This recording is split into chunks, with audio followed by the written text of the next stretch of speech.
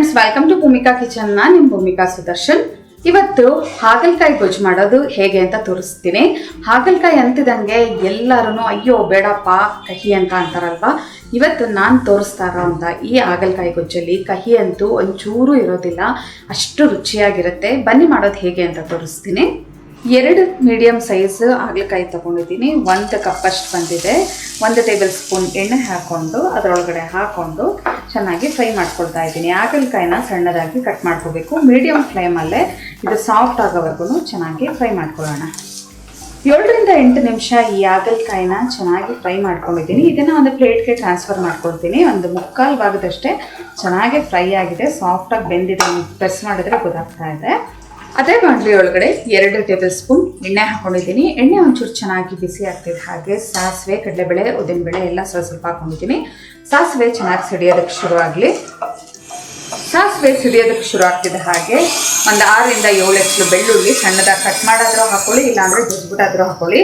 ಬೆಳ್ಳುಳ್ಳಿ ಚೆನ್ನಾಗಿ ಫ್ರೈ ಆಗಲಿ. ಅದರದ್ದು ಹಸಿ ಘಮ ಹೋಗ್ಬಿಟ್ಟು ಒಳ್ಳೆ ಘಮ ಬರಬೇಕು.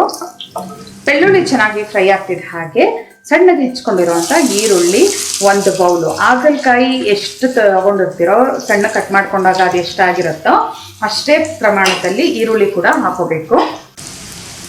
ಜೊತೆಯಲ್ಲೇ 1 ಗರಿ ಕರಿಬೇವಿನ ಸೊಪ್ಪು. ಈರುಳ್ಳಿ ಒಂದು ಸ್ವಲ್ಪ ಸಾಫ್ಟ್ ಆಗೋವರೆಗೂ ಚೆನ್ನಾಗಿ ಫ್ರೈ ಮಾಡ್ಕೊಳ್ತೀನಿ. ಈರುಳ್ಳಿ ಸಾಫ್ಟ್ ಆಗಿದೆ. 2 ರಿಂದ 3 ನಿಮಿಷ ಇದನ್ನು ಚೆನ್ನಾಗಿ ಫ್ರೈ ಮಾಡ್ಕೊಂಡಿದ್ದೀನಿ. ಇವಾಗ ನಾವು ಹುರಿದಿಟ್ಕೊಂಡಿರೋಂಥ ಹಾಗಲಕಾಯಿ ಹಾಕೊಳ್ತಾ ಇದ್ದೀನಿ. ಈ ಥರ ಫ್ರೈ ಮಾಡಿಬಿಟ್ಟು ನಂತರ ಹಾಗಲಕಾಯಿನ ಹಾಕ್ಕೊಂಡ್ರೆ ಅದರಲ್ಲಿ ಕಹಿ ಅಂಶ ಕಮ್ಮಿ ಆಗುತ್ತೆ. ನಾವೇನಾದರೂ ಡೈರೆಕ್ಟ್ ಈರುಳ್ಳಿ ಹಾಕೊಂಡಿದ ನಂತರ ಹಾಗಲಕಾಯಿ ಹಾಕೊಂಡ್ಬಿಟ್ರೆ ಆಮೇಲೆ ಫ್ರೈ ಮಾಡ್ಕೊಳಕ್ಕೆ ಹೋದರೆ ಕಹಿ ಅಂಶ ಜಾಸ್ತಿನೇ ಇರುತ್ತೆ. ಆವಾಗ ಹುಳಿ, ಉಪ್ಪು, ಖಾರ, ಬೆಲ್ಲ ಎಲ್ಲ ತುಂಬ ಜಾಸ್ತಿ ಲಾರ್ಜ್ ಕ್ವಾಂಟಿಟಿಯಲ್ಲಿ ಹಾಕಬೇಕಾಗತ್ತೆ. ನೋಡಿ, ಈ ಥರ ಎಲ್ಲ ಚೆನ್ನಾಗಿ ಮಿಕ್ಸ್ ಮಾಡ್ಕೊಂಡಿದ್ದ ನಂತರ ಇದಕ್ಕೆ 1 ಟೇಬಲ್ ಸ್ಪೂನಷ್ಟು ಸಾಂಬಾರು ಪೌಡರ್, ಇಲ್ಲಾಂದರೆ ಖಾರಕ್ಕೆ ಎಷ್ಟು ಬೇಕು ಅಷ್ಟು ಒಂದ್ಸಲ ಇದನ್ನು ಮಿಕ್ಸ್ ಮಾಡ್ಕೊಂಬಿಡೋಣ. 1 ನಿಂಬೆಹಣ್ಣು ಗಾತ್ರದ್ದು ಹುಣಸೆಹಣ್ಣು ತೊಗೊಂಡು 1 ಲೋಟ ನೀರು ಹಾಕಿ ಅದರದ್ದು ಹುಳಿ ಎಲ್ಲ ತಗೊಂಡಿದ್ದೀನಿ.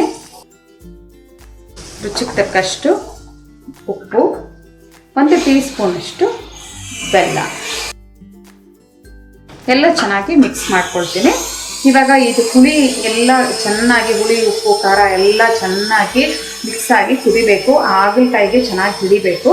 ಅಲ್ಲಿವರೆಗೂ ಇದನ್ನು ಚೆನ್ನಾಗಿ ಕುದಿಸ್ಕೊಳ್ಳೋಣ. ಕುದಿ ಬಂದ ನಂತರ ಮೀಡಿಯಮ್ ಟು ಲೋ ಫ್ಲೇಮ್ ಮಾಡಿಕೊಂಡು ಇದು ಚೆನ್ನಾಗಿ ಹೊಂದ್ಕೋಬೇಕು. ಅಲ್ಲಿವರೆಗೂ ಕುದಿಸ್ಕೋಬೇಕಾಗುತ್ತೆ.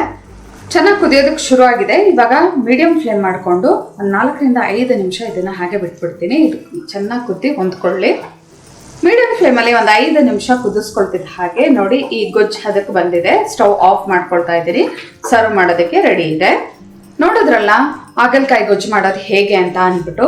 ಕಳೆದ ಬಾರಿ ಕೂಡ 2-3 ವೆರೈಟಿ ಹಾಗಲಕಾಯಿ ಗೊಜ್ಜುಗಳನ್ನ ತೋರಿಸಿದ್ದೀನಿ. ಆದರೆ ಇವತ್ತು ಮಾಡಿ ತೋರಿಸಿರೋದು ನಿಮಗೆ ಕಮ್ಮಿ ಬೆಲ್ಲ ಹಾಕಿ ಕಹಿ ಕಮ್ಮಿ ಇರೋ ಅಂಥ ಹಾಗಲಕಾಯಿ ಗೊಜ್ಜು.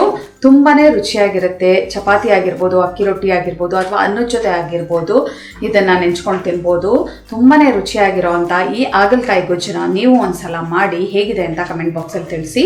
ಇವತ್ತಿನ ಈ ಸಿಂಪಲ್ ರೆಸಿಪಿ ನಿಮ್ಗೆ ಇಷ್ಟ ಆದರೆ ಲೈಕ್ ಮಾಡಿ, ಶೇರ್ ಮಾಡಿ. ಯಾರೆಲ್ಲ ಇನ್ನೂ ಭೂಮಿಕಾ ಕಿಚನ್ಗೆ ಸಬ್ಸ್ಕ್ರೈಬ್ ಆಗಿಲ್ಲ ದಯವಿಟ್ಟು ಸಬ್ಸ್ಕ್ರೈಬ್ ಆಗಿ. Thanks for watching.